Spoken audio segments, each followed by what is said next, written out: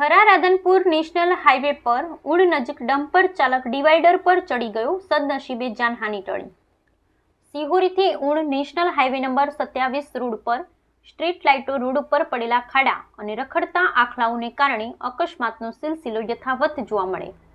કાંકરેજના Thara Radhanpur national highway number 27 road ઉપર રખડતા ઢોરોના કારણે અવારનવાર અકસ્માત સર્જાય છે, તો બીજી બાજુ ડમ્પર ચાલકો પણ બેફામ રીતે હંકારતા હોય છે।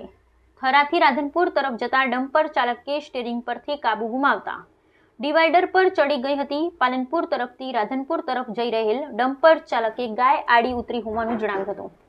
નેશનલ હાઈવે રોડ પર સ્ટ્રીટ લાઇટો રોડ પર પડેલા ખાડા અને રખડતા આખલાઓના કારણે અકસ્માતનો સિલસિલો યથાવત જોવા મળે છે। ગઈકાલે આગળ જઈ રહેલ ગાડીએ ગાય આડે ઉતરતા પાછળ આવી રહેલા ડમ્પર ચાલકે કંટ્રોલ ગુમાવતા રોડની વચ્ચેના ડિવાઈડર સાથે ટકરાતા અકસ્માત સર્જાયો હતો। અકસ્માતમાં કોઈ જાનહાનિ થઈ ન હતી, પરંતુ બંને વાહનોને નુકસાન થયું હતું। જો કે નેશનલ હાઈવે ઓથોરિટીની ઘોર બેદરકારી સામે આવી રહી છે। ખાડાઓ રખડતા ઢોરોના કારણે નાના મોટા વાહન ચાલકો અકસ્માતનો ભોગ બને છે। વાહન ચાલકો ટેક્સ ભરીને પણ અકસ્માતનો ભોગ બને છે।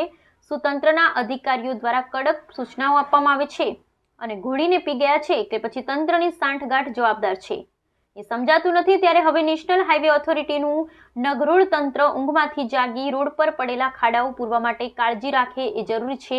અન્યથા કોઈ રાજકીય પક્ષો કે પછી ખુદ પોતે વાહન ચાલકો રસ્તા પર ઉતરી અને વિરોધ કરવા માટે મજબૂર બન્યા હોય તો હાઈવે ઓથોરિટીને ભોગવવાનો વારો આવશે। હાઈવે રોડ પર લગાવેલી સ્ટ્રીટ લાઇટો ચાલુ કરવામાં આવે અને રખડતા ઢોરો અને રોડ ઉપર પડેલ ખાડાઓ પૂરવામાં આવે, અન્યથા રણસિંગુ ફૂંકાય તો નવાય નહીં।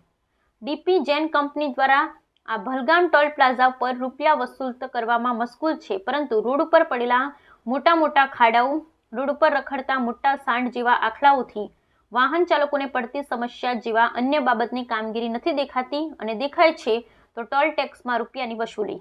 Bureau report Kanuji Thakor, Kankrej, Banaskantha.